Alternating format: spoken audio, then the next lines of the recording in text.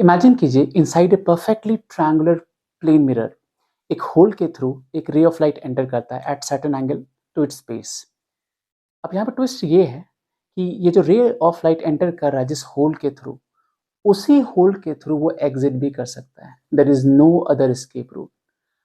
तो थीटा के अलग अलग वैल्यू के लिए रे जो होगा, क्या वो इनसाइड ट्रायंगुलर मिरर ट्रैप्ड रहेगा या फिर बाहर निकल सकता है।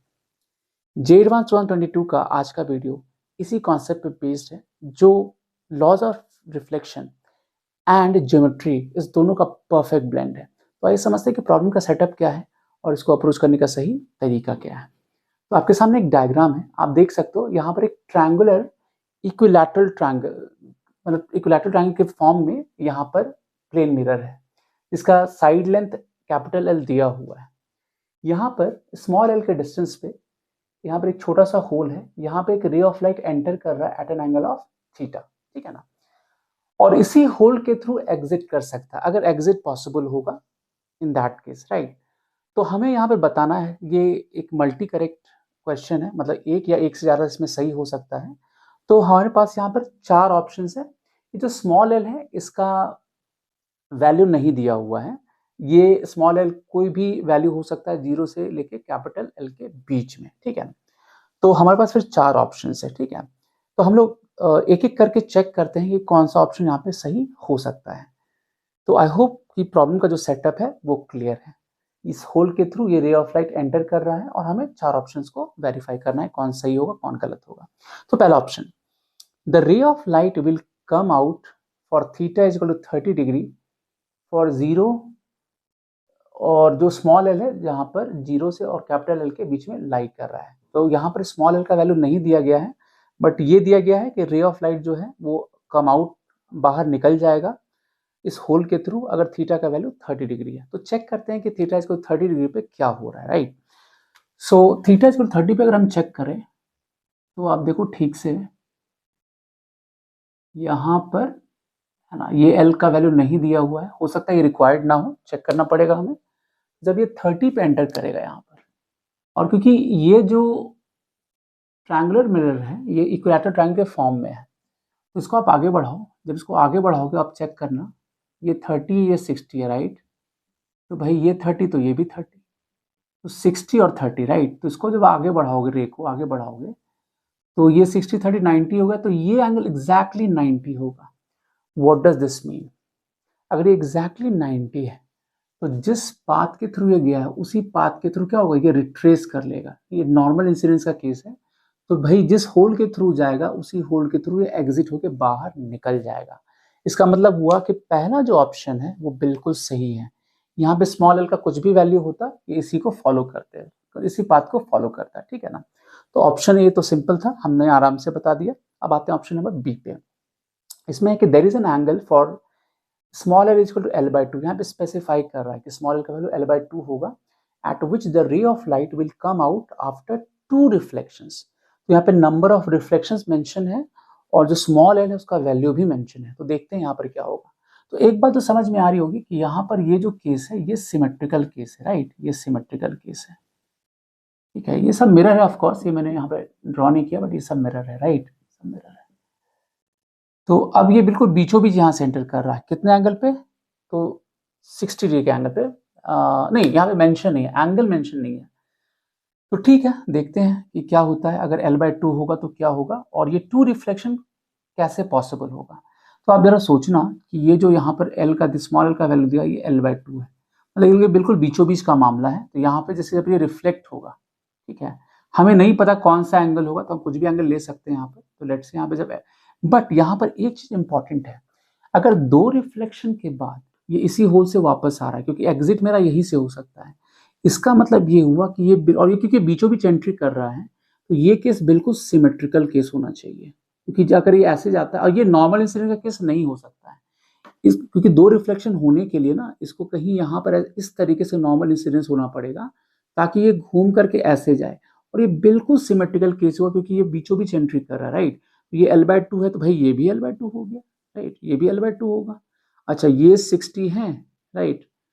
और आप जरा सोचो कि क्योंकि यहाँ पे सिमेट्रिकल केस होना पड़ेगा, ये ऐसे सिमेट्रिकल होने के लिए ये जो रे यहाँ से रिफ्लेक्शन के बाद जाएगा इस बेस के पैरेलल होगा, राइट।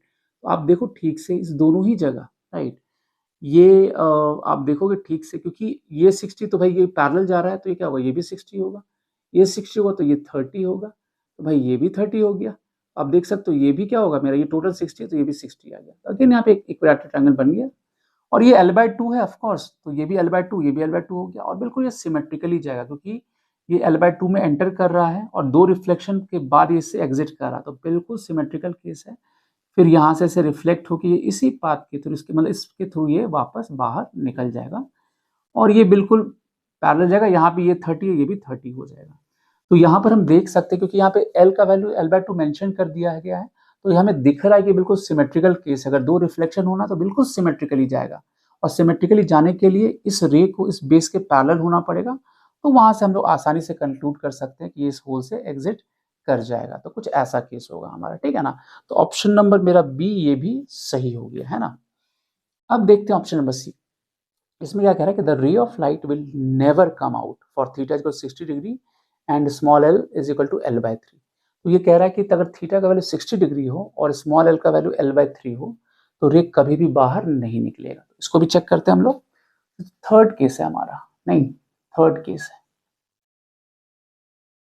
L/3 कहीं कुछ ऐसा हो जाएगा, राइट, कुछ ऐसा हो जाएगा, ऐसा केस हो गया। यहाँ से एंटर कर रहे हैं और यहाँ पर थीटा का वैल्यू 60 मेंशन है, तो भाई 60 का हमें बिहेवियर ऑलरेडी पता है, राइट। 60 का बिहेवियर हमें पता है कि यहाँ पर जो एंटर करेगा 60 पे, ये जैसे 60 से एंटर कर रहा है यहाँ पर, तो हमें बिहेवियर पता है यहाँ पर। तो क्योंकि बट यहाँ पे क्योंकि L/3 से जा रहा है, तो आप ही सोचो जब ये जाएगा 60 पे तो भाई ऐसे निकलेगा, ये सीधे ऐसे निकलेगा। और यहाँ पे 60 पे जा रहा है तो हमें पता है कि ये क्या होगा, इसको पैरेलल होना पड़ेगा ज्योमेट्री को सेटिस्फाई करने के लिए। ये 60 है, आप समझ रहे, ये नॉर्मल होगा, तो भाई ये 60 है, ये भी 60 है, राइट, ये भी 60 हो गया, ये 30, ये 30, राइट। अब आप समझना ध्यान से कि भाई ये यहाँ पे L/3 मेंशन है, तो ये कितना होगा यहाँ पर 2L/3 होगा, ये 2L/3 होगा, तो भाई ये भी 2L/3 होगा, ये 2L/3 होगा, तो ये कितना आएगा, ये L/3 होगा, राइट। तो ये ऐसे गया, फिर सिमेट्रिकली आप देख सकते हो कि ये फिर कहीं ऐसे ऐसे आएगा, राइट, ऐसे आएगा। अब अगेन आप देखो ये L/3, अगेन ये भी 60, ये भी 60, ये भी 60, तो भाई ये L/3 होगा। अब ये L/3 हुआ तो ये कितना होगा 2L/3। तो बिल्कुल सिमेट्रिकली ये जा रहा है, बट इस ज्योमेट्री को समझना बहुत इंपॉर्टेंट है, राइट। ये 2L/3 है, ये भी 60 है, अगेन ये 60 है, राइट, तो ये भी 60 हो जाएगा। तो ये अगेन कितना होगा 2L/3। आप देख सकते हो ये 2L/3, यहाँ से इधर वाला पॉइंट होगा ये L/3, एकदम सिमेट्रिकली जा रहा है। फिर ये ऐसे जाएगा, अगेन आप देख सकते हो ये 60, ये 30, ये 30, ये 30, ये भी 60, फिर अगेन ऐसे ही रिफ्लेक्ट होगा, है ना। फिर ये यहाँ से पैरेलल जाएगा, एकदम सिमेट्रिकल केस हो गया, राइट। ये केस हमने ऑलरेडी देख रखा है, अगर 60 से एंटर करता है तो ये बेस के पैरेलल जाएगा, अगेन यहाँ रिफ्लेक्ट होगा, और आप देख सकते हो ये अगेन L/3 हो जाएगा, राइट। जैसे ये L/3 होगा यहाँ पर, आप देख सकते हो ये L/3 है, तो ये भी L/3 हो गया। सिमेट्री से यहाँ भी क्या हो जाएगा, ये भी L/3 हो जाएगा, ये L/3 होगा, ये पहले से L/3 है, तो ऑफकोर्स रिफ्लेक्ट होकर यहाँ से फिर एग्जिट निकल जाएगा, ठीक है ना। तो एकदम सिमेट्रिकल केस है यहाँ भी, ठीक है ना।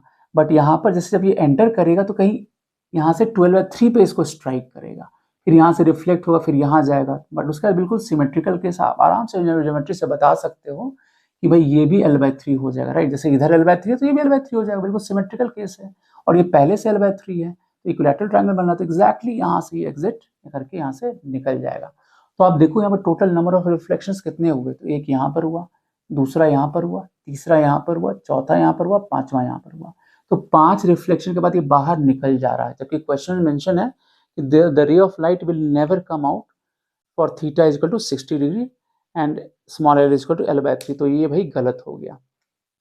अब जो लास्ट ऑप्शन है इसमें the ray of light will come out for theta is equal 60 degree and 0 small L lying between 0 to L/2 after 6 reflection. तो आप देखो ये जो थर्ड केस है, अगर सी मेरा रूल आउट हो रहा है, क्योंकि ये जो रेंज आपका लिखा हुआ है 0 से L/2 कैपिटल L/2, तो जो स्मॉल एल L/3 है इसी रेंज में लाइक कर रहा है, ठीक है। बट वो कितने रिफ्लेक्शन के बाद बाहर निकल रहा है, 5 रिफ्लेक्शन के बाद, जबकि यहाँ मेंशन क्या लिया हुआ 6 रिफ्लेक्शन, तो ये भी गलत हो गया।